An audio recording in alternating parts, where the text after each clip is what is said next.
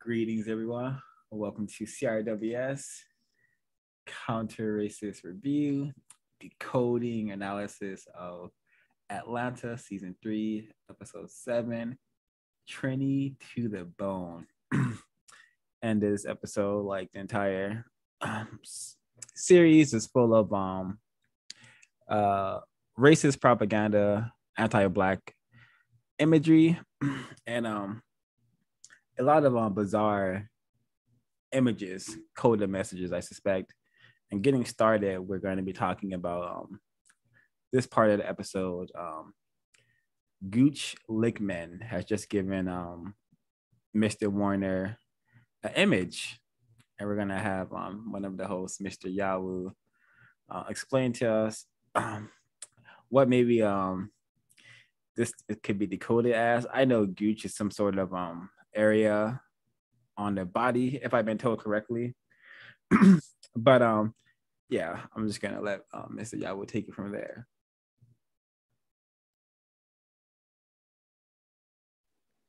Hello. According to Urban Dictionary, this is another word for the Chad. Two letters from the first name Chet, but anyway. The region between the balls and the a-hole can be the erogenous zone for some.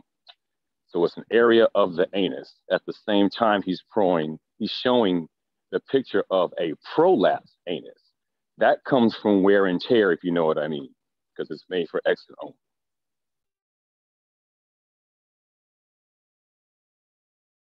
So is this like a body part that we're seeing? I still am not understanding what this is. I think so. Okay, I think so. Here, what happened? I'm sorry. No, it's a butthole, and that's what happens from dysexuality. They sell plugs to close it because the muscles don't tighten back up. That's what holds our feces in our body is the sphincter muscle. Once it's gone, it's gone. That's what it causes. Oh, Miss Ash, were you gonna add? Yeah, no, that's exactly what I was gonna say. It's the sphincter muscle, but it's prolapse, so it's completely weakened. This making me so it seems so incorrect. This seems incorrect. This seems like it shouldn't happen. It's not all right, very logical. Okay, so this shouldn't happen. So this happens due to anti-countersexual activities, I'm suspecting. Exactly. That wore toys. So the writers have decided to insert this image, communicate that, hey, getting your anus penetrated could cause this or something like that. The writers thought it was probably entertaining or funny to put this in the episode. Very, very bizarre to me. It adds nothing to the plot, right? Yeah, it's just what are your guys' assumptions on who sent it? I'm guessing it can either be the Chet Hanks character or the guy who was trying to get a babysitting job because those are the only two people, right? They even have him with the Bluetooth in his ear. Isn't that how things are airdropped through Bluetooth? Oh yeah, that could be a hint. That could be like a writer's hint, But I suspect it was Chet because he seems like to be, if he's the type to stand up and scream world star, then I suspect he's the type to have extra fun in area 8 and just poke fun about it, because that reminds me of like interactions I've had, it's just on the job, on a plantation, and out of nowhere, a white coworker, sex joke, out of nowhere, a phallic joke or vagina joke, something. So it's it's just always something there. They're thinking about aggression and sex, it seems. bizarre. Yeah, a black male wrote this episode, but they had Donald Glover directed this episode. But yeah, the actual writer for this episode, his name is Jordan Temple. He's a writer, producer, comedy writer, other shows, but he did this episode. So yeah, I suspect. I'm sorry. Go ahead. No, go. No, you go, please. I was going to say, I suspect the reason why that was inserted because you're looking at the person who inserted. This whole thing is an inside joke for Mr. Chet Hanks. That's why gooch was used, because the second word for gooch is also called a chad or a chad. That's all. And Chet Hanks is I think I could correctly label him as a white supremacist because he has raped a black female and he has an offspring by her. I think this is offspring. Is that correct? Yes. Yes, okay, sir. So okay. That's offspring. Okay, yeah. In the system of white supremacy, whenever a white person, has sex with a non-white person, that's not sex per se. That's actually rape, and a very, very incorrect situation. So that is also a form of anti-sex. Things that we have been taught to call sex, but it's not actually sex. So this character, him being the one to send the image of the prolapsed anus, makes a lot of sense because that is anti-sex. That is a result from anti-sex behavior, and white people capturing victims, taking them to the bedroom, raping them. That's also anti-sex, and the product of that, tragically, a lot of the times is a victim of racism who has a white parent. Really, really tragic. And producejustice.com to get a further understanding of where this counter racist logic comes from. I wanted to know if it was possible to zoom in on the picture because I wanted y'all to see everybody's image, especially the lady, the white woman with the flowery dress and the white shirt. And for people who are listening to this, just imagine how this child is going to be treated. How this child is going to be treated in this environment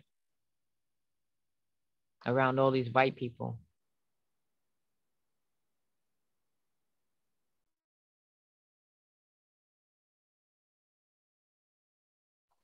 I have a question.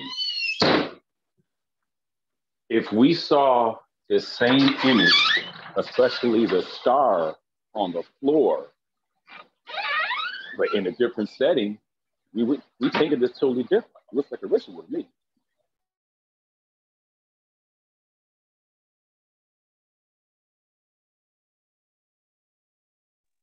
Someone pointed out earlier that it looked like they're talking to a dog, like, look, stay here. Look, dog, sit, play, like they're giving demands. Yeah, this looks very, very suspicious. And yeah, I second what Mr. Yahoo said. Some sort of Ritual. Racist ritual. I'll put the exact ritual in the WhatsApp group. I spent about 3 hours researching this photo yesterday. Oh yeah, no, yeah, put it in so we could probably share it up for the broadcast for sure. But while that's getting sorted, I can decode a couple of things that just easily missable if we are not paying attention to how the system works and what it is. Oh, perfect. Look at the creator looking out for victim of racism of 526. We have a perfect example of how racist men and racist women have designed the system. They have created victims such as myself they have trained us, I should say. They trained us to go and produce this noise that we have been taught to call music. And right now we're talking about gangster rap, and right now we see this white man, suspected racist, using this noise. Well, it's right now for him it's music because he's using it to be constructive. He's out for a constructive job, but if you actually pay attention to the lyrics, they're all, ghetto glorification, anti-black, self-hatred, and the usual stuff we've been trained to promote in gangster rap music. But we have this white man using it constructively. And I was like, well, this is exactly how the system is set up, But when large numbers of non-white people are exposed to gangster rap music, we are not encouraged to do such stuff that are constructive, like the workout and maintain racism and white supremacy. Well, we are, but in the way that we maintain it is by harming one another or spreading confusion and supporting the system that way. This white person is using this music to do his job on the planet, which is to maintain the system, it seems. Yeah, something that I got from this episode is that white people are in the business of obviously racism, but also trying to survive as a people and actually live and thrive. And Black people are in the business of killing themselves and also working to help white people live and survive. It's very sad. Yeah, well, that was the first thing I had wrote down. White man listening to, black noise, or basically just noise. Another thing I wrote down was I was more paying attention to the actual child throughout the whole episode, where in the beginning, if you watch what he's looking at, he's watching Proud Family. This is a black TV show for, I guess for children under the age of 12. And then you fast forward to that church and they're doing this prayer and he's saying, yes, Lord. And I mean, it's sort of like he's kind of getting refined enough to where, let's just say if he gets older, to where he's around that environment and, he can know the lingo or the slang, whatever. So I was really picking up on that throughout the actual episode. And if you look too, his bed is a teepee, like a Native American teepee. Yep. And the scene with the mom and dad at the end, they have a bunch of I think it's Native American art on their wall too. It's very interesting. He is learning how to become refined in the funeral scenario. Sebastian is smarter than his parents. He knows how to conduct himself in that setting. And he was also able to make the Black people there feel comfortable. He made Khadijah laugh today, and she started saying, we is family now. We're family now. That's incorrect. Sebastian is learning how to be very refined. Yeah, I'm gonna respond and then I'm gonna let Ms. B chime in. I noticed that he's being bombarded with just Black images, Black food, and it's surrounded by all these just Black things, I suppose. And then I see his parents reacting to it very interestingly because the part where he's like, can you sing me a song, blah blah blah, and then he's like, so Sylvia sings Trini to the bone, and then the mom, she responds by saying, I don't know that song, and then she sings a song about the little white well. I see that as just the racist thought, speech, and action clashing with the non-white speech and action that has been given to the suspected racist child by Sylvia. Because it seems like they are a bit taken back by our suspected racist is picking up all these Black behaviors, but as the panel has said, that it's actually good for him. He's going to be able to use this to become super refined. He's like, I can't be racist, you know. I know Trini to the bone. I'll pause there. Yeah, because I had wrote down. This was like in the middle of the episode. I said, "Child is not ignorant at all. Like he is not ignorant."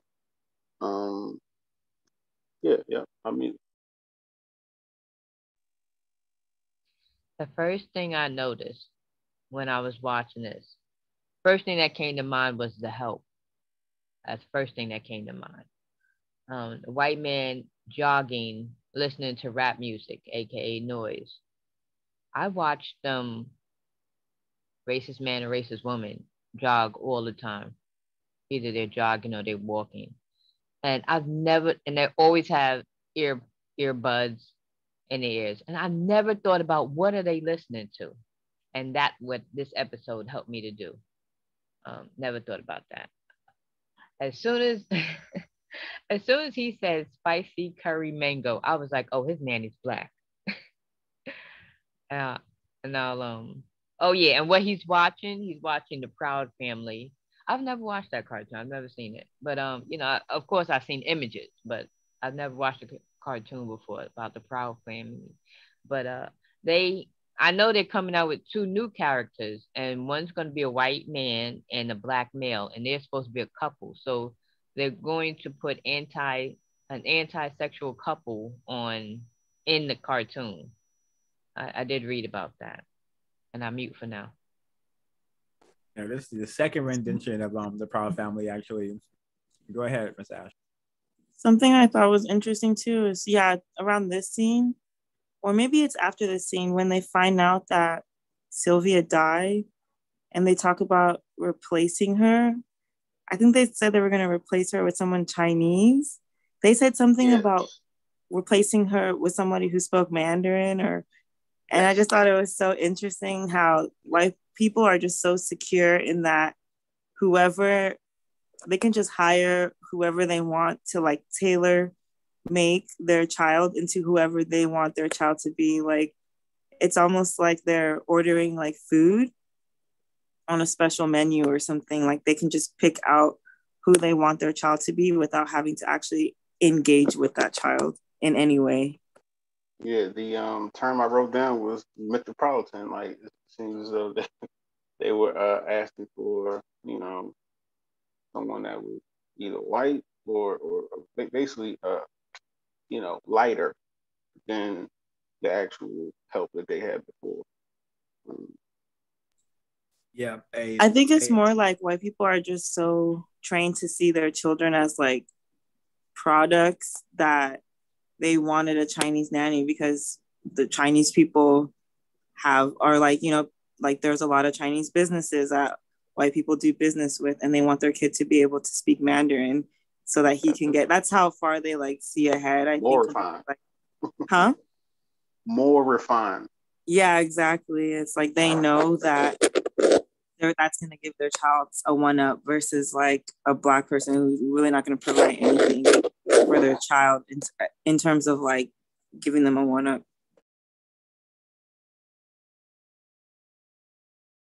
Yeah, and they call it metropolitan as them just wanting a servant to them and their child that they're just easily able to understand. That's about it. And then what was he learned the suspected racist child learning from Sylvia? Just how to basically, I guess, sing and about the food, I suppose. Very interesting. And white people think light years ahead, it seems. And did anyone notice how he started to the father, Mr. Warner, started to learn about the Trini culture, and he's like, do you know that the slaves used to do the hula hoop? Do you know why they do that dance or whatever? I'm like, wow. So he's already I guess he ate the food, and now he wants to learn more about Black culture. I guess that's what's happening. But yeah, if that's correct, what he said, if that's actual truthful information, that the limbo dance, you know, or I think it was Limbo, right? It wasn't Hula. It was Limbo, right? It wasn't Hula Hoop. Limbo, yes. Yeah, if that actually originates from slave and like the whole slavery phase of racism, white supremacy, the intense slavery phase, not the one that we're in right now where we're just comfortable slaves. But if it originates from that, then that's something we should not be practicing. You know, should we be dancing and hula hooping? I mean, limbo dancing still? I don't know. We should be dancing, period, while prisoners of war. But something I thought about. And what else? Oh yeah. This episode to me just presents, and I think if victims. Oh wow, accident. I think if victims. I've seen victims of racism. I am a victim of racism. And I've seen us. I've been at freaking funeral services, and if there's any place that we're gonna, be serious and not in conflict with each other, it's probably gonna be a funeral. This is, such a tacky, trashy, and terroristic portrayal of non-white people. And I think actually inaccurate. I'm sure fights break out in churches all the time, but during funerals. I'm from a super tacky and trashy terroristic victim unit, and this never occurred. I've never seen this before in my existence. But I think this is this is a super anti-black propaganda. I thought that the episode would have been fine until they got to this part, and it almost felt so unnecessary. It's like they almost had to make them make fun of Black people in this episode for it to like air or something. Yeah, I wrote down this was pretty much a whole Black stereotype. I mean, church stereotypes. I also wrote down prior to them getting to the funeral, the white wife said that we're in an island, which is like pretty much. I meant she meaning that they were in a hood or Black area, basically.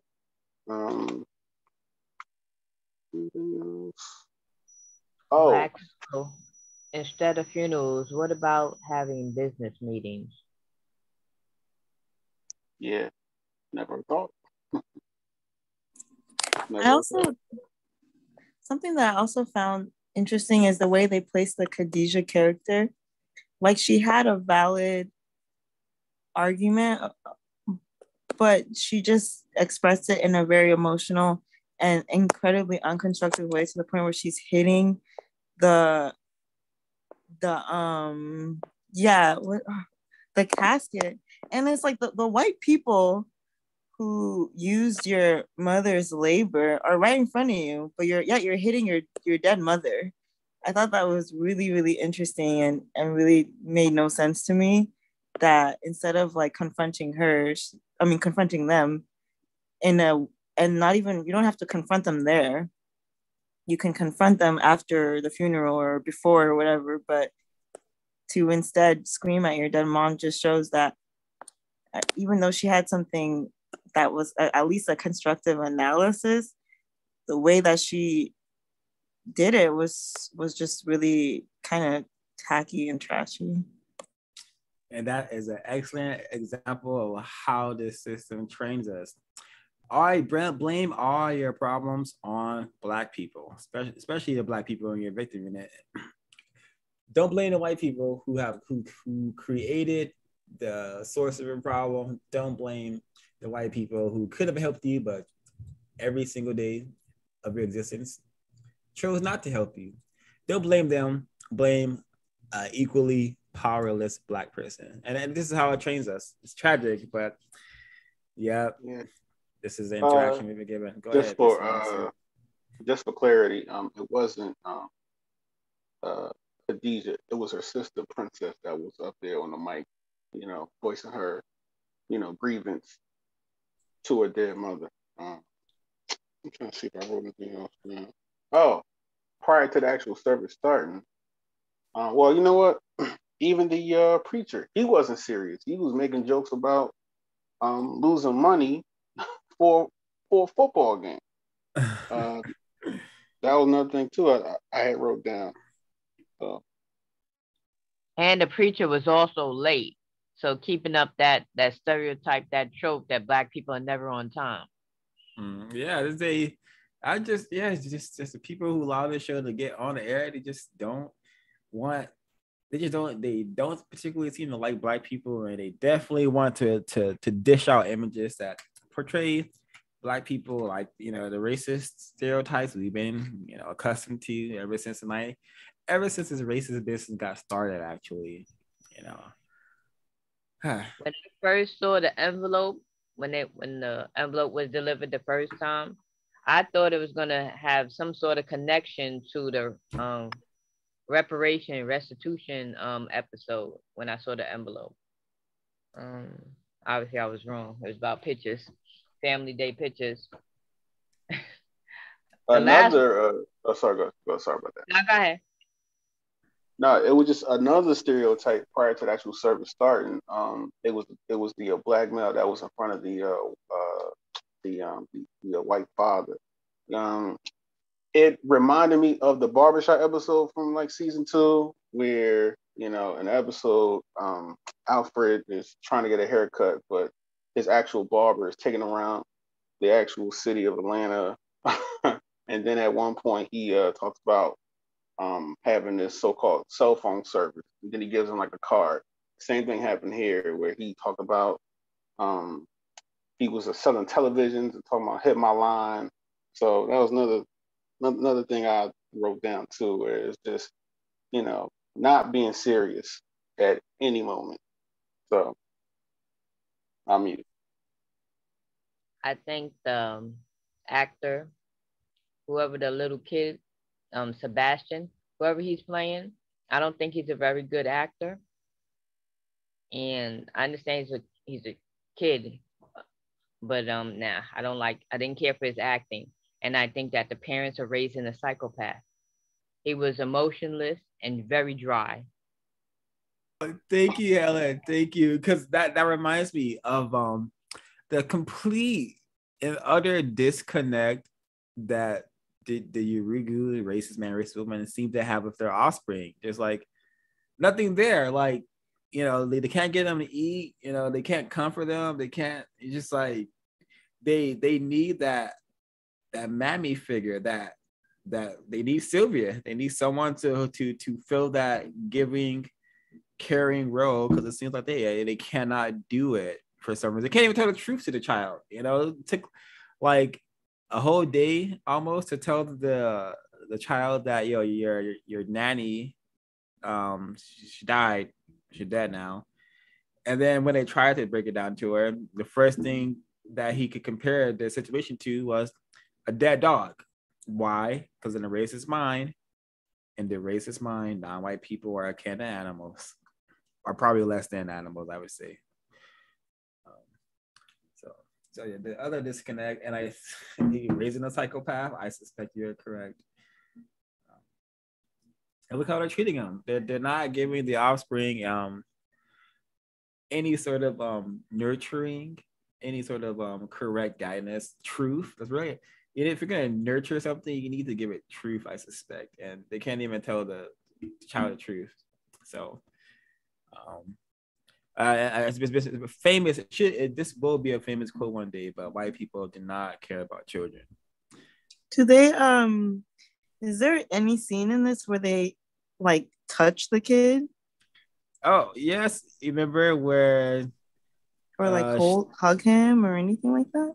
There's a part where she tries, and then he's like, Sylvia, can you rub my back? And then she's like, Sylvia, rubs my back. And then he's like, no, in a circle. So she can't even rub the child's back, Wow. correctly. That's just the disconnect, or they talk at each other. Go ahead, Miss Action. They talk at each other. The snapping, Miles snapping at Braun when he's on the phone with, I guess, Khadijah, when he finds out that. Oh yeah. Mm-hmm. Just the snap, snap, snap. They literally talk at each other. They talk at Sebastian. So his emotional disconnect That's where it is. They don't talk to each other. They talk at each other. Yeah, and I noticed that the white mom, her name is Brownwyn. Brownwyn. Yep. Brownwyn. Yeah. Oh, and I guess they're back in because I don't be knowing where these episodes are taking place, but it looks like they're back in New York, I think it is. Okay, because I don't know even caught this Easter egg right here, but Paperboy coming home for a tour. You know, get your tickets. But yeah, little Easter egg for the hardcore Atlanta fans. Racist, the racist child.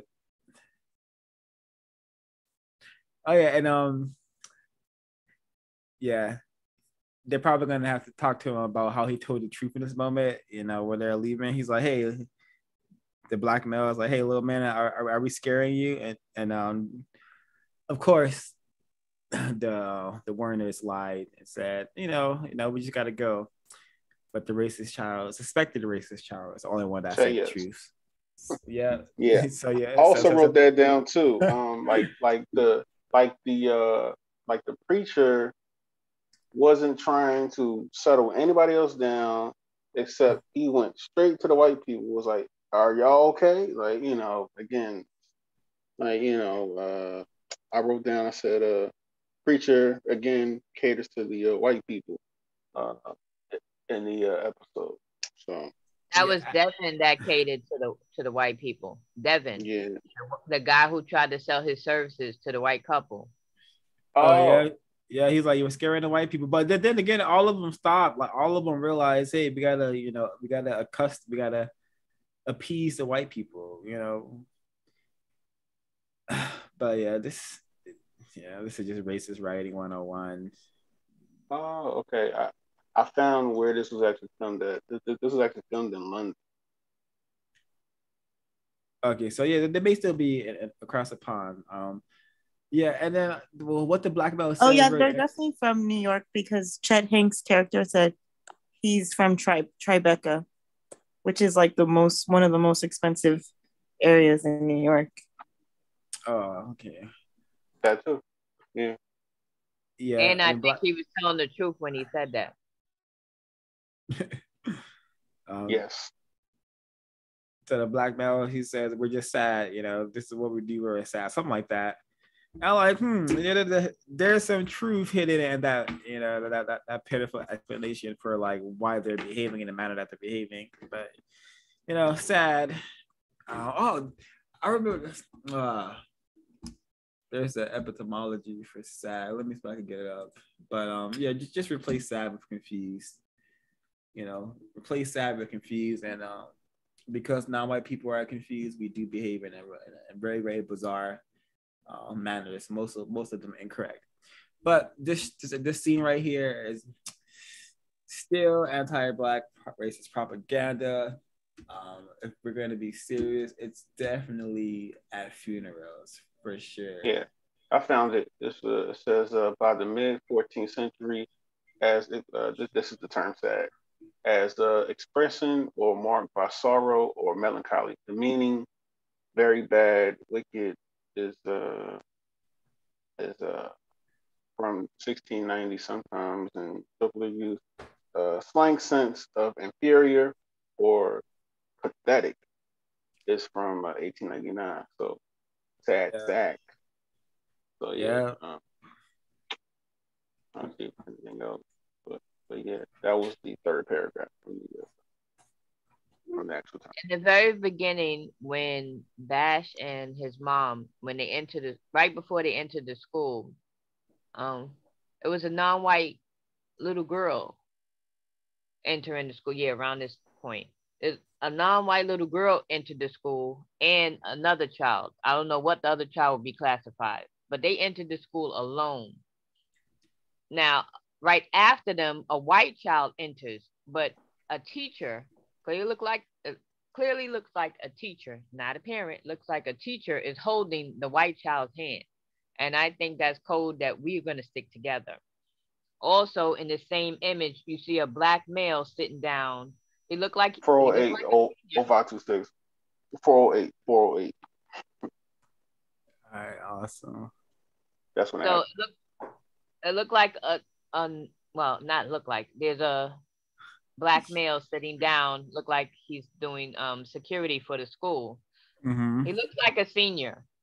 He should be retired. I mean, look how messed up the system is.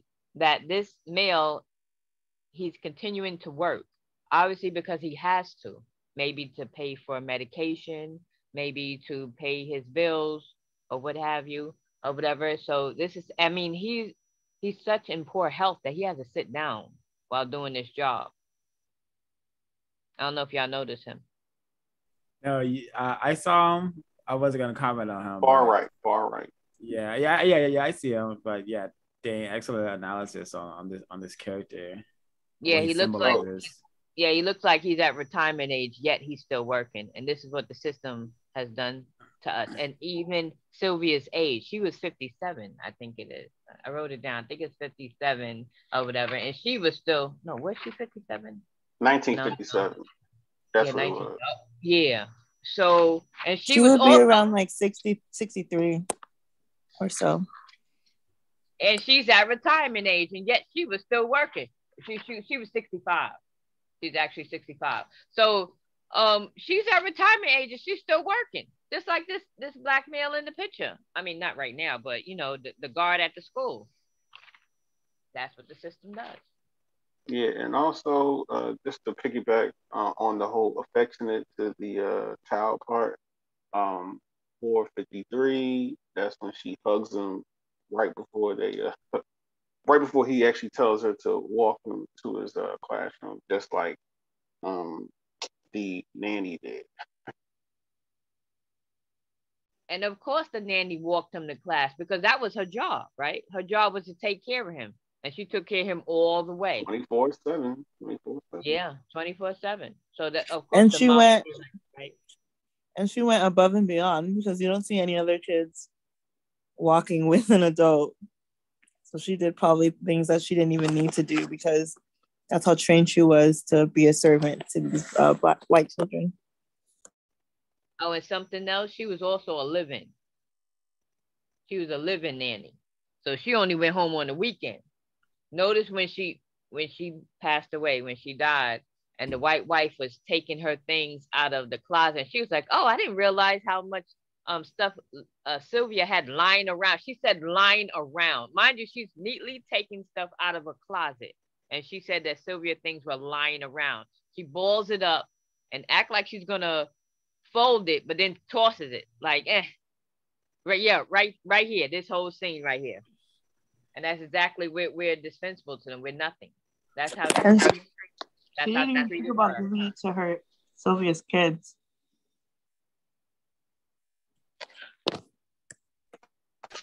It's in the very first scene. I just wanted to. My very first notes was the very first scene. The very first thing they show is a pile of trash on the sidewalk. This whole episode is about Black people are just trash. A bag lady. What, she had bags? What she say? What she say? She said what? The very first scene, right away, it's color monitors and it starts off as the Terminator with the bags of. Look at that. Look at that. But they're white. Watch this. But they're white bags because the new nanny is going to be Mandarin, closer to white. This whole thing is making fun of Black people's pain from death. Because it reminded me of The Sixth Sense mixed with all these the precious little white boy. He lost his toy. Good pickup. Yeah, Mr. Yabu, that's why I hear. And just one more thing I had to say, man, you all are bringing up such good points. But again, back to Chet Hanks, we're looking at the generational wealth of white supremacy. He's back to the Terminator. What's the Terminator? An infiltrator unit. He's such an infiltrator unit. He lives in Tribeca, but he has a Trinidad accent. This is the real white boy summer. That's Chet Hanks. They show you what they're really doing. That's why the ritual works. If they never showed us, we would never believe it or practice or help them do it. I'll mute my line. Great point. Yeah, about the just making fun of just Black death. That is what this show is all about. Actually, I was listening to the writers, the victims of racism, like talk about their like the show, and they were talking about the episode. Forgot what number it was, but it's the one where we see Tupac get killed by second episode. Yeah, they knew exactly, like they coded him as Tupac, and that's how we decoded that as. But just to hear them nonchalantly joke about, oh yeah, that's Tupac. Yeah, it's just funny, you know, it's just funny to produce images about killing a victim of racism who was already killed by the system of racism. Yeah. It's just wow. They have trained us to be so insane. And Mr. Jabu, your analysis was excellent, because this is refined racists. Like one of their best jobs, one of the purpose of that unit, of the refined racist unit, because we are in a race war. You know, every single white person has to function as a individual unit to the race war. So the refined racists, part of that unit's duty, hey, infiltrate, go amongst the Black people, observe them, steal their stuff, you know, profit off their ideas, and make sure they're not up to anything constructive. You know, wow. I really hope that makes sense, but it's yikes. The term teachable moment was used a few times. I take that as code for refinement, aka another way of practicing racism, white supremacy. Something else I wrote, something that Bash said, can she come back and say bye and then go back to being dead? That's why I said they raised a psychopath, emotionless, careless, tacky. I want to know who wrote these lines. I mean, what I wrote. That was tacky.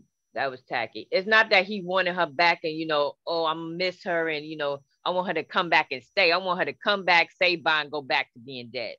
Well, that's horrible. Okay, so I'm trying to get the image of the Black male child shrieking, closing his eyes. Mr. Tevin, if you can help me, if you know what scene I'm talking about, but it's a black male child. He's screaming, and I want to decode that image really quickly. It's right when they're hold up. Yeah, hold up. Let me just run it back a little bit. I had it.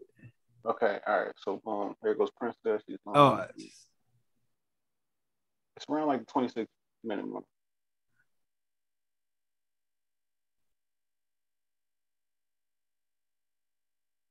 It's at, I just saw it again. Yeah, it's at 26. All right, awesome. So yeah, here it is. So yeah. So the Black male child, you know, in the 1980s, the highest suicide rates was Black male child. The highest rates of incarceration, Black males, and the highest death rates were Black males.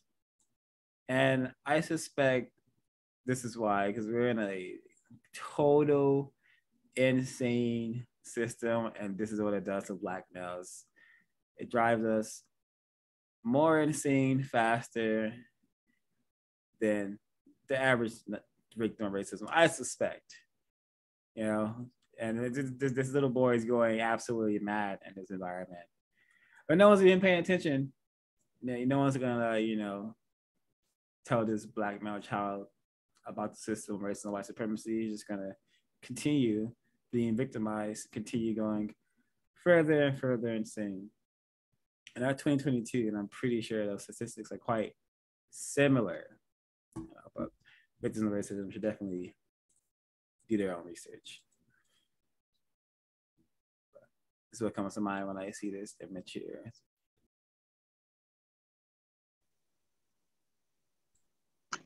Did anyone know? I'm sorry, go ahead. Nah, no one's talking. Go ahead.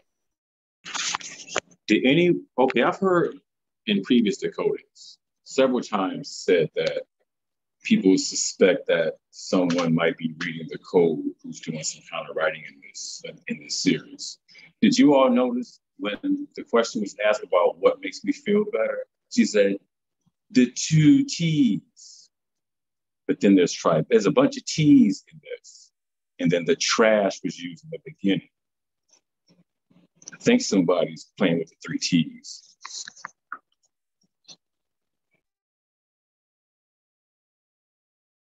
Yeah, like I remember the actual scene where she was asking him about well, he was telling her about the actual song that he used to be listening to from the nanny. He was like, it's that a TNT song. She didn't know what it was. Yeah, I know what you're talking about. I just can't find the actual.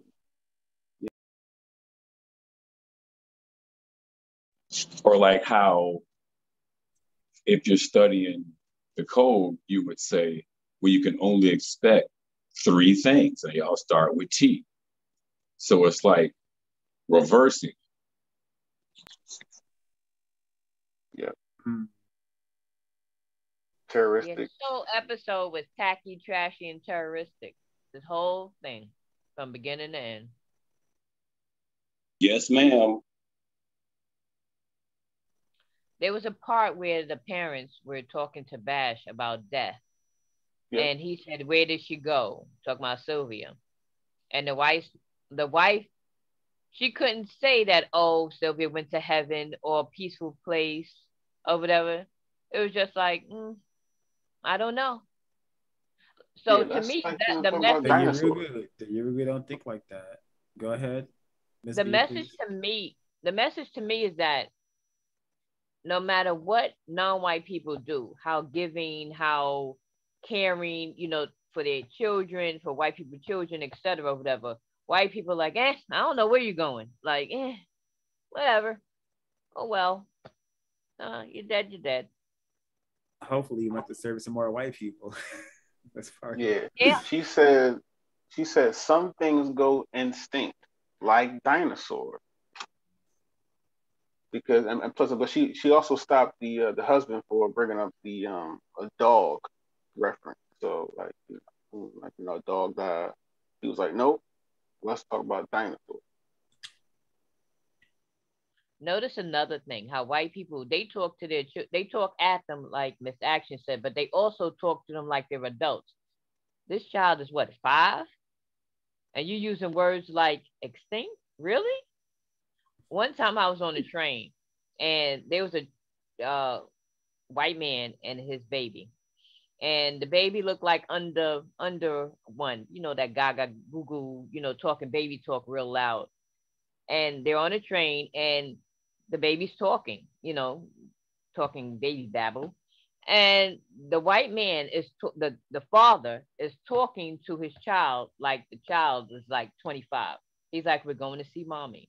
We're getting off. Remember, we're going to our job. I understand that you're impatient right now. I mean, he was having a full-on conversation. He was not going Google Gaga.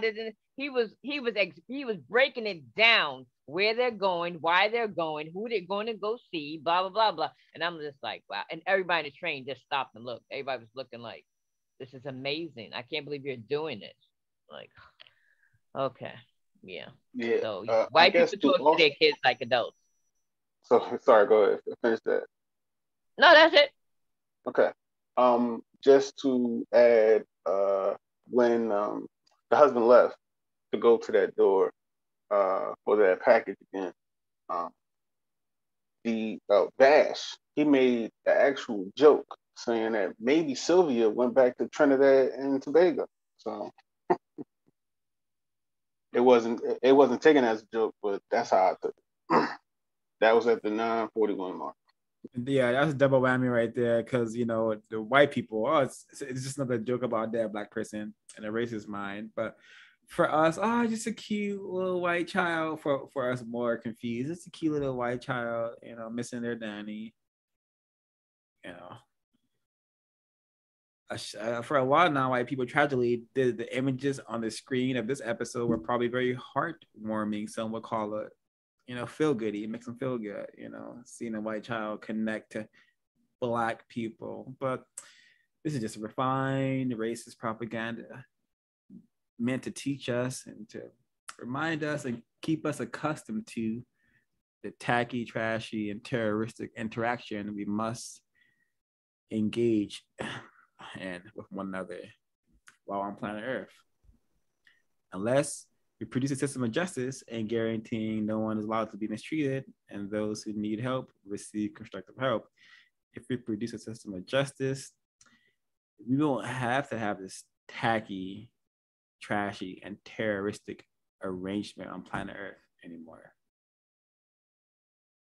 ProduceJustice.com, please, everyone. I'm gonna need a little help, y'all. So the term metropolitan was used, and I knew she was talking about a white person when she said that. I don't understand how. I'm gonna give the benefit to Race Code War, the book, to help me to understand that she was saying white without saying white when she said metropolitan. Anybody else have any, like, what does that mean and how could that be associated? I thought suburb. So, and you know what, that does have something to do with it too. I thought that they were trying to say that they wanted instead of getting a non-white person, they wanted a white person who's been around non-white people. Because metropolitan usually means like you've traveled to a lot of places, or is that cosmopolitan? Metropolitan is like people in cities, right, who are able to have a lot large of cities. Yeah, and they're exposed to a lot of like quote unquote like cultures and food. So I suspect she was saying instead of getting a non-white person, we should get a white person who's just like knows a lot about non-white people, if that makes sense. They showed it. Cosmopolitan. I'm sorry. What they say? What's the other one? Metropolitan. Metropolitan. I'm sorry. There's so many terms. Metropolitan is just like you said. The Metropolitan would be, again, Chet Hanks in the funeral home. Somebody who's been around. Metropolitan is like when they talk about like the Mediterranean. So that just means white people who have been around Black people enough to blend in or to do trade or commerce with. And then cosmo has to do with like how you don't live there, but you travel enough and you have so much power, associated with, they usually try to say it with credit cards. They have the fashion magazine, Cosmopolitan, all that stuff like that.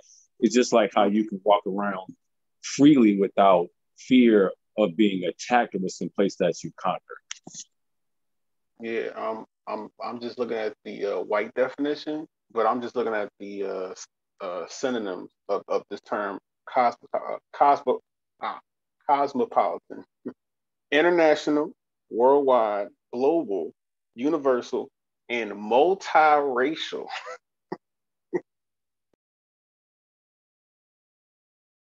There you go, the power of words. Yeah. So yeah, I'm gonna. Yeah. I think you're right.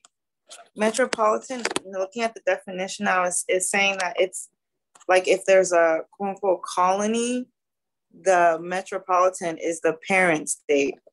For example, like the UK or the UK would be like the metropolitan of like Ghana because they used to own them.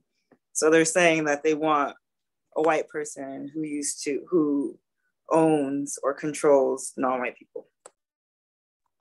All right. Yes. I was going to say it's just so funny. You have to laugh about it. I think it has to do with politan, because what's red, brown, and white ice cream called? Neapolitan. It's still racist codes. Clap it up. Oh, wow. I did not catch that either. Good one right there. Race Code War. Mm-hmm. And a Wilson moment for the double win. That too. Yeah, indeed. Are there any more notes? Or yeah. So right here, this scene, the wife says that Sylvia was expensive. No, yeah, from the next scene sounds expensive. Oh, okay. And she hints about white nanny. And then reminds me of the cows when there's a line that says black babies cost less. When they talk about the price of Sylvia, one says she's expensive, the other one says she's not that expensive, or she isn't as expensive, you know. I don't know if, yeah, Sylvia wasn't expensive. Yeah, it made me think about adopted babies, black babies. A white man told me once, a Jewish white man, there's a reason why I'm saying that. Um, he adopted. Now he's already old. He looked like he was in his 70s or 80s.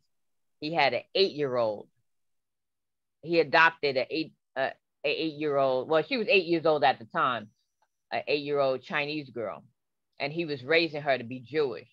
And she was constantly telling them, like, there's certain days of the week where they're not allowed to like use the elevator or electricity and stuff like that. So every once in a while he would slip and do something. She was always like, no, no, no, daddy, you can't do that. You can't do this. And he told me that the reason why he got her because black babies cost less.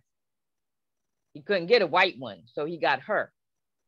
Because he couldn't bring a black baby into the Jewish religion, but this Chinese baby, so-called Chinese baby, that's what he's raising her to be. And I was like, wow. Wow.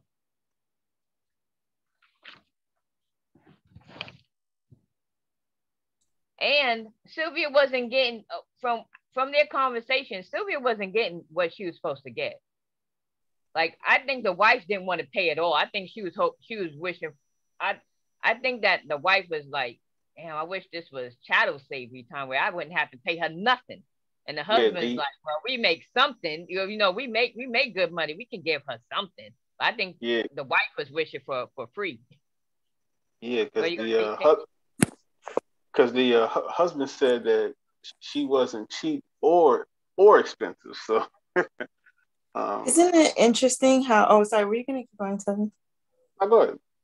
Isn't it interesting how in the episodes that we've watched so far, it's always the white woman who understands, like they always make the white man seem very like aloof, or almost like he's just like he's trying but he just can't get it right or something. Like, you know, the reparations episode, it was like the white mother who was more aware of the system. That's why she was like, I'm from Peru, and was trying to get out of it. And like I just keep noticing there's a trend of like the white woman in this show being, I guess, what you would consider to be more sinister in the way they like are racist. Yeah, I mean, it's sort of like in like real life. The like, you know, blame was always toward the white man, but nobody seems to be looking at this white woman as, you know, being a devilish type of creature. It's like, you know, it's just white man, white man, white man. But you got to watch out for that white woman. So, yeah, definitely agree. Yeah. To stay on this, what do you think? How do you think that non-white people looking at this episode, what do you think they're going to get from this? Their feelings about the wife, the feelings about the white husband. What do y'all think? They're gonna think they're okay people. I think they're gonna think that the husband is okay and that she's the racist, suspected racist. That's what I think. I think they're gonna look at him as like he was okay. Oh, he was willing to try the curry sauce, and you know, he said it was spicy, and oh, he wanted to take their son to the funeral where the mom didn't want to. So I think he'll be looked at as the good guy. Yeah, because go ahead. Sorry. No, please go ahead. Nah, well, I mean, just going off the actual episode, you know, like I said, the wife was so apprehensive of him going to this funeral to begin with. So, and like the father was like, no, let's go and pay our respect, yada yada yada. So, like she was real apprehensive. Even when he was like saying yes to the prayer, she was like, "What are you doing? What are you doing?" So again, I think I would definitely agree with Salt's point that I think the black people, well, I would say non-white people watching this episode, they do not like this white woman. I unfortunately suspect that non-white people will come away from this episode with absolutely nothing but programming. We'll forget about it in 2 days, waiting for the next episode, but then we'll be programmed to be a nanny for the next 4 to 5 generations. When the killers of the woman are sitting in the funeral home, that's the biggest point of this. This is John Henry. This is just insane. This is cold. They worked that one. Look how beautiful she was. She didn't have a dot of gray hair. I'm like, damn, why is she so young? Then it hit me. Oh, they worked her to death. So to see Chet Hanks as the first generation, I keep going back to that point because that's what sticks out in my mind. He's like, oh, she took care of me too.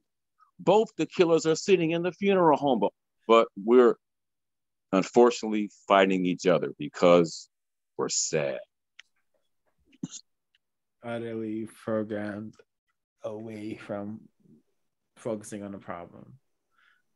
Another excellent analysis from Mr. Yawu. I think the dancing was tacky at the funeral. And I don't know if y'all noticed this. This is horrible. But there was a picture right there. The picture. It's a white woman in the middle, and there's 2 black people on the side. One of them is Sylvia, and they have their arms up. It looked like the white woman is auctioning them off or something like that. It I don't know. It looks creepy. You had it like a second ago. Yeah, but I lost it. From the chat, I want to read stuff from the chat real quick from Still Learning. He says, words are very important. The language white people use to program their kids and how non-white people program their kids. Ebonics only has value as a tool of entertainment, not value in the workplace, halls of learning, or in contracts. And continues, Black babies cost less. What does it mean to be Black? And I'll answer you really quickly. It needs to be totally dominated in all areas of people activity by people who classify themselves as white and also practice racism, white supremacy. It's a really pitiful existence. I wouldn't wish it on my worst enemy. And continuing with Still Learning, he says, depends on their codification. The non-codified will see them as they have been trained to see them. The codified will see past the programming and see white people practicing racism, white supremacy out loud. Exactly. This is the power of the counter-racist lens, the Welsing lens, the Urugu lens, the Electrical Negro, Neely Food Jr. All these information allows us to see what's always been there since before we were born. This tacky arrangement of racism and white supremacy. Yeah, the picture with the white woman, 2139. 2139, you said? Yes, sir.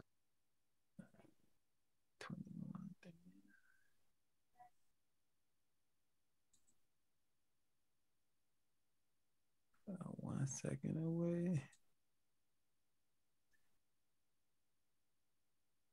Oh, yeah, right there. Yeah, that's really. It reminds me of that picture with the KKK, and there's 2 black slaves sitting down in front, and you see all these KKK behind them with the hoods up, and it's Christmas time, and I think one of them is holding both slaves' hands. That's what this reminds me of. I don't know if y'all know what I'm talking about. It's a real old picture. I would love to get that image on the screen, but I have no clue. If someone can find it, I have no clue. But it sounds like it would be an iconic, notorious picture and the racist culture.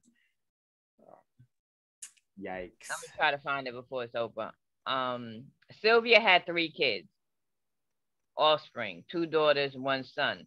One of the daughters was very upset over the mother not being there for her and her siblings. She didn't not understanding that it's the system that created that situation with the mom not being able to be there for her. The reason Sylvia left Trinity and Tobago for a better opportunity. Non-white people, especially attempted parents, but even if you don't have children, offspring, please be honest with your offspring. Please talk to them. Express to them. Tell them about when you're having bad days at work. What's going on? Tell them about what's going on. Because if you don't, then you're going to have a daughter like this at the funeral.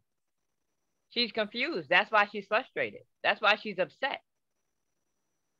Because her mom wasn't there and her attempted mom wasn't there and she doesn't know why. She didn't understand why.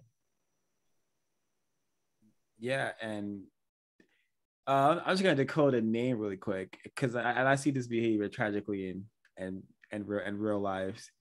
Her name is Princess, but her victim parent did not treat her like a princess. So yeah, so she may be even extra confused, because when those names, I know a number of victims of racism named King, Princess, and their victim parents did not teach him or not teaching them about race and white supremacy. So yeah, that only causes confusion. If we are bringing non-white children to planet Earth, it is our duty to, tell them, hey, mom, this planet I brought you on, it's a race war going on and you were born right into it, just like me. But, it's not all doom and gloom. We could definitely solve this race problem. Did I get this right? Correct me if I'm wrong. Sylvia was a single parent to 3 offspring, and she was a single parent to Bash. Correct me if I'm wrong. Yes, ma'am. Yeah, I don't know if the counter mate was mentioned at all or anything. I don't know. The guy Devin, he said he was her compare. I don't know what that is. The guy who was trying to get it. He said he was compare. I had looked that up too. Basically, it just meant compared in French. That's what. But again, I don't know what he meant by saying that. So,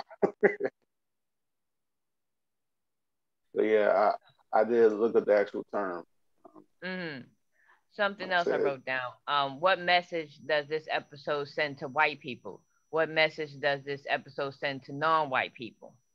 It was touched on already a little bit, but I just wanted to put that out there in the form of a question so that non-white people could think about this.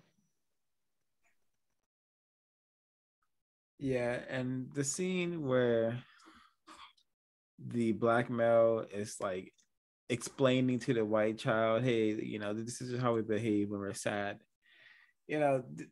That's also training this suspected racist, and how to think of non-white people. Think of them as just really silly people, and well, that's one of the messages sending to white people. Yeah, just keep teaching your offspring, your white offspring, our business. And this show written by a white person, I'm pretty sure the victims of racism who are also involved in the show, I'm pretty sure these coded messages are going right above their heads, and if not, even more pitiful for them allowing the images to be produced or whatever. Yeah.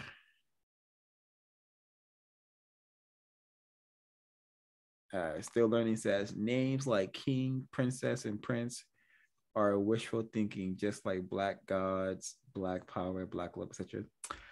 Agreed. Folks want to share any further comments, or should we move into the next program? Pretty much. Go ahead. No, go ahead. All right, yeah. Just to add to what O5 was just saying, I saw a tweet like that yesterday, so I'm going to find that tweet. So I'll mute. Racist man and racist woman, they got us spending thousands of dollars on caskets and burials so they could turn around and steal the money. I mean, steal the bodies, steal jewelry, our bones, etc., to experiment on. Please, non-white people, I don't know. As a suggestion, I don't think that we should pay for funerals. If you want to do something, get cremated. Just save a couple of bucks. When I was growing up, I heard a few non-white people, attempted family members, say that they wanted a funeral like what was in the movie Imitation of Life. So I never really paid no attention, but I kept hearing this movie over and over again. So I think about 2018, I finally had some time and I sat down and watched it, the black and white version. Whew. Oh, I was so disgusted. I don't like this movie. I don't care for it at all. And it's what's the the whole movie again? Imitation of Life. Oh. I heard a few attempted family members say they wanted a funeral like that. It was like a running theme. And I'm like, ugh. So I finally watched the movie in 2018. I didn't like it. And it was a casket on, I want to say horse and buggy. Well, yeah, carriage. The casket's on a carriage and it's being driven down the street with a horse. And you know what? Aaliyah's funeral was done up like that. And once I saw the movie, I was like, oh, I know where the mother got that idea from. Yeah. And horrible idea. Anything with white doves at the end? Did they have white doves? That's a good question. I can't remember if there was white doves. It might have been, but it was more that horse and that carriage thing that got me. But it might have been some white doves. Might have been. That's a rap song too. Horse and Carriage. Yeah. It's by Cameron. He had a song called Horse and Carriage. So I have a question for y'all. The banging and the constantly the envelope being returned. Do you think that was Sylvia, or do you think that was Sylvia trying to send a message to the parents, or do you think it was possibly Sylvia's offspring who kept returning the envelope? What do you think? Well, logically, it's probably one of the offspring, or they could have wanted it to be some like my first thought, and it's probably incorrect language, but spooky vibes. Ooh, scary. The ghost is coming. It's just I think they wanted to be some sort of mystique to what's happening with that, but.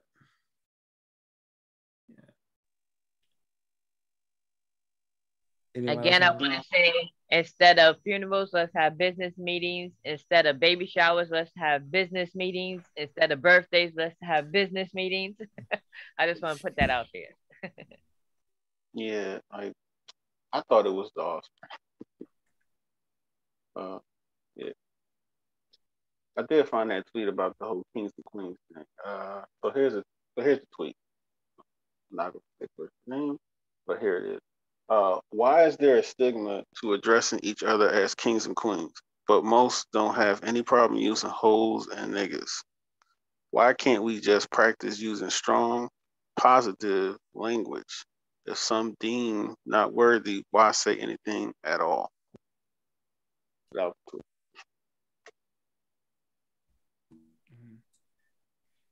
the VGQ. I do like what Still Learning said in the chat. He said, how much more impactful would Dr. King's speech would have been if he had stated, I have a plan? Dang. that's profound. Instead of having a dream, how about a plan? That's super constructive, I think, 05, I sent you the image that I was talking about. All right. It's in the WhatsApp. I got you. Roger that. We're about to head out, and we're about to Still Learning. If you are able to, we're about to do another decoding of a piece of entertainment. If you want to participate, hit my line. I'll send you the link. But yeah, I got the image, and it is very that's very horrible. Let me see if I can. That's the first thing that came to mind when I saw that. I said, "Oh, this is this." The more things change, the more things stay the same. Let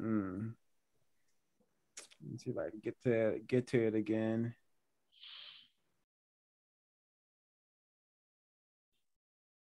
I'm getting to everything, but what I want to see. What are you looking for? The white lady with the two non-white. Oh, I said 2937. My fault. 2137. Sorry about that. 2137.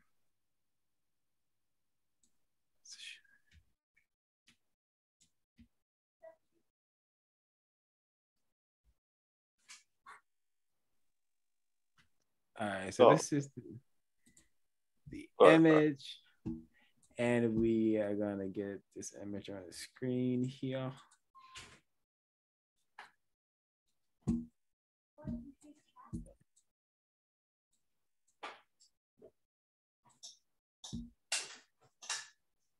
This is grotesque. Yeah, but this reminds me of a comment I didn't get to say. The religion, white supremacy. This is what this show is. What this episode reminds me of. You know, this is what the religion of white supremacy is all about: keeping non-white people behaving incorrectly and keeping white people remaining and behaving very serious. You know, very. Hey, let's plan for our white children's not just survival, but for them to thrive and to remain in charge of these silly non-white people. But yeah, the religion of white supremacy, the only religion that actually matters, the only religion that does things of value, even if the things of value means our destruction. But yeah, this is gross. Go to Santa Claus. You know, it's all connected to the religion of white supremacy. Yeah, and what has that religion trained us to do so well? Dance and not think. I think. Act white. Act white. Act very white. Any final comments? Nope, another episode that we hate. yeah. I'm gonna say this. I'm gonna say this is probably gonna be my be the worst of the season for me. Rest of the season for me. Well, we'll see. We got 3 more left, so we'll see. I think 3 more, or 2 more, or 1 more. I don't know if they're doing 8 or 10 this season. All right, so we're gonna close out. Please like, comment, share, subscribe. Share this information to just post it, just drop it places. You know, Reddit groups, Facebook groups, tweet it. Just throw it places. Maybe victims will take notice and learn something. All right, we will be back in about 30 minutes. Thank you, Still Learning, for your participation. He says beer, bullets, and booty shaking. The 3 B's, you know, white behavior 101.